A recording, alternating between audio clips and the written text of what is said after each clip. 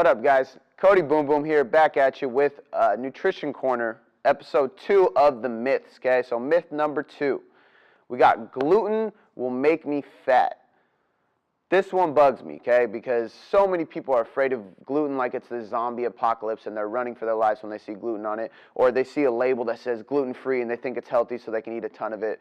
But at the end of the day, the only way you need to stay away from gluten is if you have A, celiac disease, or B, a gluten sensitivity or intolerance, okay? Now, if you have celiac disease, you know that you have celiac disease because a doctor would have told you, you would have been diagnosed for that. It's a pretty serious thing, so I'm sure you're aware of that.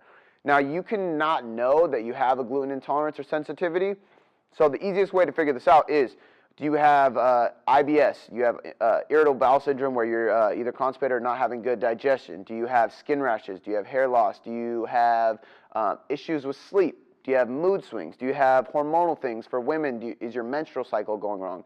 So there's tons of things you can look at, okay? Your thyroid, everything.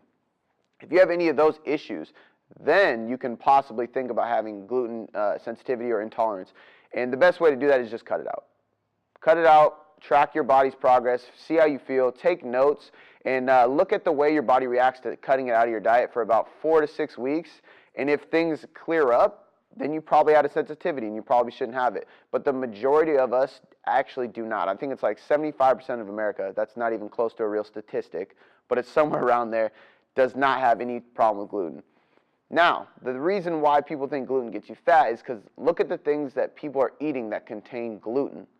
Wonder Bread, Ruffles chips, syrups, candy, things that are complete shit for you and cause bad health have gluten in it, okay? Even like some canned vegetables have it, because gluten can be a binding agent or like a glue to make it have a longer shelf life. Now, if you're eating everything in your day has gluten because of those type of foods, then yeah, it's going to make you fat, but it's not the gluten, it's the type of foods you're eating, it's the processed junk. Now, if you're eating, let's say, Ezekiel bread or sprouted grains products like pasta or anything that has gluten in it, and you eat that every day in moderation, you'll be totally fine, guys. I eat a couple slices of Ezekiel bread every day. I eat gluten every day of my life, and I'm lean, I feel great, I have great performance, okay?